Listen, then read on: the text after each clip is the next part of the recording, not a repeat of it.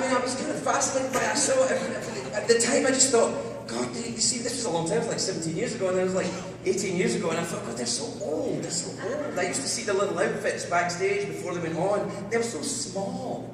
You know, it was like when you go to a Civil War museum or something, and you see the uniforms, you're like, people were smaller then. It's kind of like that. But I used to think, God, they're so old. But this is the thing that's freaking me out. I'm now coming up on the age that they were when I met them. I'm like, what the fuck happened? 1 minute I was like, fucked up for university. Next minute you get some guy with his finger in your ass. Who claims to be a doctor, but I don't know. Actually, that's not old. That happens when you're 40. You start getting that in your bumpy. You get the finger in your bumpy. I don't mind that so much. You gotta have it done, it's alright. I get it done. I get it. The thing about when I get it done, it's not getting it done that makes you old, it's your attitude towards it, how it all comes in. Like, I have a great doctor. If you ever need a doctor, Jeff Grant in Los Angeles, a fantastic doctor. Everybody, like, doctors go to him. He's a proper doctor. You know, he's got, you know, mad hair and a jacket. He tells you about his golf vacation, and he's like, you know, other doctors go to him for the golf. He's a very good doctor, but he thinks he's funny. And that's his, it's just, he does a joke when he does the prostate exam, and I really don't like it. I don't think it's funny. I'm like, Jeff, that's not fucking funny. He's like, here's his joke. When he gives you the prostate exam, he likes to say my name, bitch. And I'm like, that's no fun.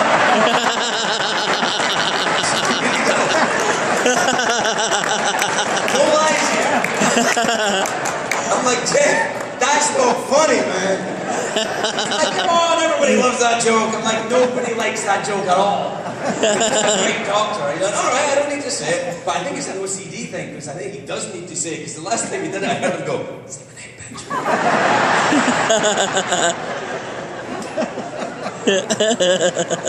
But that's not, you know, it's not that getting the exam, it's your attitude towards it that makes you old. Like the last time I got my prostate exam, like he said, actually, Craig, you've got a very smooth prostate for a man your age. This is how I know I'm old, because I was proud. I was like going up to girls in the supermarket going, hey! I've got a very smooth prostate. Wanna touch it? It's true though, I do have a very smooth prostate. Part of my butt cheeks, you'll hear Kenny G.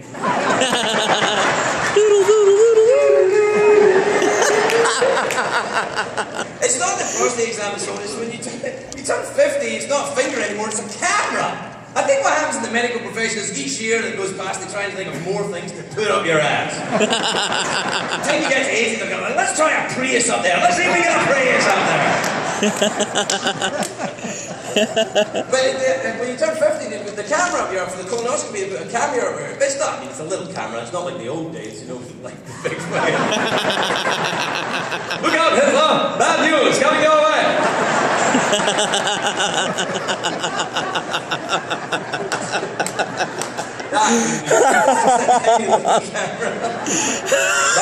That's the one? Yeah, okay. It's a tiny little fibre optic thing that goes in there. It's not so much the exam, it's the night before the exam. Am I right, gentlemen over 50? Holy crap! Well, they give you a super laxative. The super laxative, it's not that super. I didn't think it was that super. I took the super laxative because they have to clean everything out. It has to be gone. So you take the super laxative, and then I thought, oh, this is going to be bad. And after about 45 minutes, I was like, oh, here we go.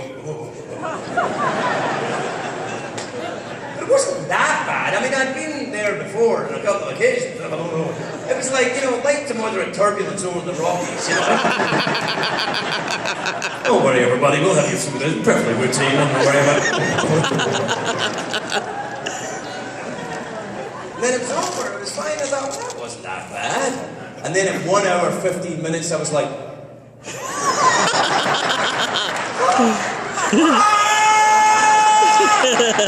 was like the Matrix. I was like, oh!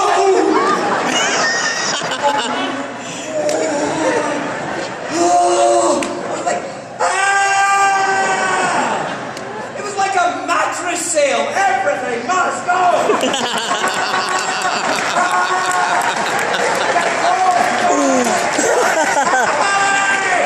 There was Ferguson there from 1974!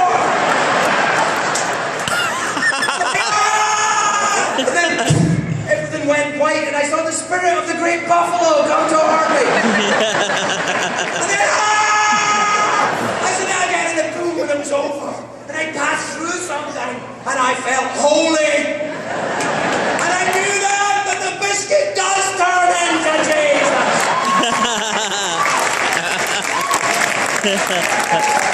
I was cleansed. Then I went to the doctor the next morning and they put a camera in my ass. But it's not just a camera, it's a huge, well not huge, it feels huge, but it's not, it's just an amazing device, a little fibre optic lens to look around your colon, but in order to do it, they have to puff up your colon with a little bit of air, so this thing goes around and it goes pfft, and then they move the camera, and then pfft, and it moves again, and then when they're done, there's an awful lot of air left in your colon. And it's got to come out. And there's only one exit. But here's the thing. Because it's so clean in there, when you pass gas, it smells sensational. It's like, you let one go, it's like a rich lady walked into the room. You're like, Oprah? Is Oprah here?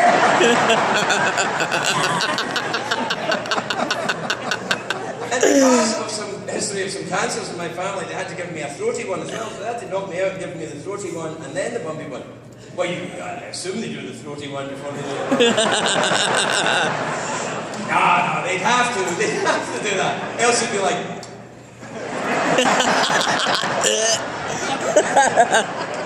I taste Oprah. Oh, God. But in order to knock me out, to give me these things, they gave me... now, I've had a lot of drugs in my life, but I've never had any legal drugs in my life. Oh my God. They're so good. There's so much legal drugs. I'm like, what? This is fucking amazing. I mean, I never had anything like it. They gave me a drug called propofol, which yes! Let's hear it, yeah. I know propofol, which I was like, it's the drug that killed poor Michael Jackson, God rest him. It was a terrible thing, but I could see it. He had it, he got addicted to it, and it killed him. But I can see how that would happen. I mean, I had it once, and I was like, hee hee.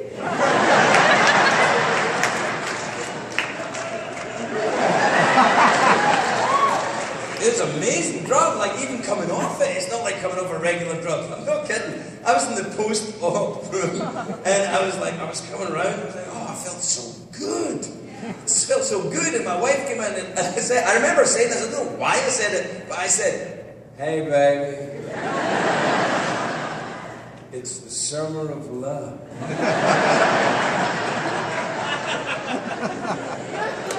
My wife's family is Scottish, so she said what a Scottish woman says when you say it's the summer of love. She said, oh, is it? I was like, yeah. But I was so tweaked out and weird, and then the doctor shows you a film of the inside of your ass. Like, he showed it to me and I'm still high. I was like, you know, we should play Dark Side of the Moon while we're watching this. It would totally sync up. And through your ass, round there, round there, round there, round there.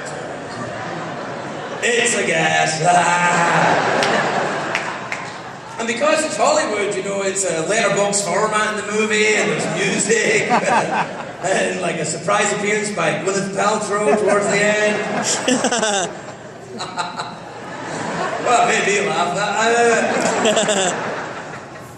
Anyway, so it was the drugs. I thought, you know, what we should do is that instead of having illegal drugs, we should just get rid of illegal drugs. Let's tell the truth. Illegal drugs are rubbish. Let's get rid of them all, and we'll just have legal drugs. We'll make them legal, and we'll all have much better drugs, and they'll be legal. I understand that this might take a while to sell to the American public.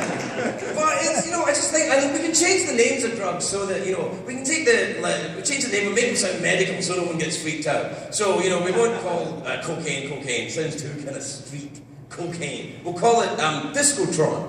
You have to finish that exam. Try a little bump of Discotron. That'll get you through. Side effects may include being mayor of Toronto. Or Or Kate Moss. Oh really? Kate Moss doesn't think okay? No, she's just naturally thin. We could take crystal meth, but you don't want to call it crystal meth because that sounds too tough. So we'll call it Dentalose. Is your mouth just packed full of teeth that get in the way of you yelling at traffic? Try Dentalose. Thanks, Dentalose. Or we'll get really good heroin, like black tar, the real fucking weepy heroin. And we won't even have to import it, we'll make it in labs. We can do that now. We will make beautiful, strong heroin in labs. But we won't call it heroin because it's got bad. We'll call it something much more medical like OxyContin.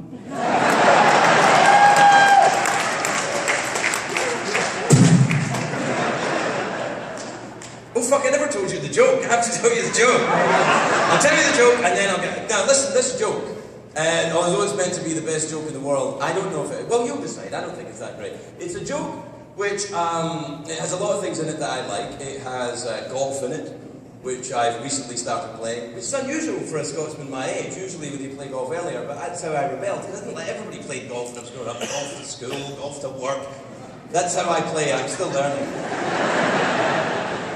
It looks like the Queen walking her dog, actually. No, they golf all the time in Scotland. They golf during sex. No, they don't. There's no sex in Scotland. It's a shame because Scottish women are very attractive. At least I think they are. I've never seen one with her coat off. Keep moving, nothing here for you. Come on! Take your melon and fuck off to California. So there's golf in the joke, there's Scottish people in the joke as well, and there's death in the joke, which usually makes for a kind of joke. Here's the joke. It takes place on the 18th hole of a golf course in Scotland. There's two guys that hated each other for years, a real grudge match, and it's a putt for the game, the 18th hole, and the fella's about to take the putt, and the other fella's watching him, and he's about to take the putt, and he looks up and he sees a funeral going by. So he stops what he's doing, and he takes off his hat, and he says a prayer for the dearly departed. And his opponent says, I have to say, that's one of the most beautiful and touching things I've ever seen. And he says, well, we were married 35 years, I feel it's only right. Yeah.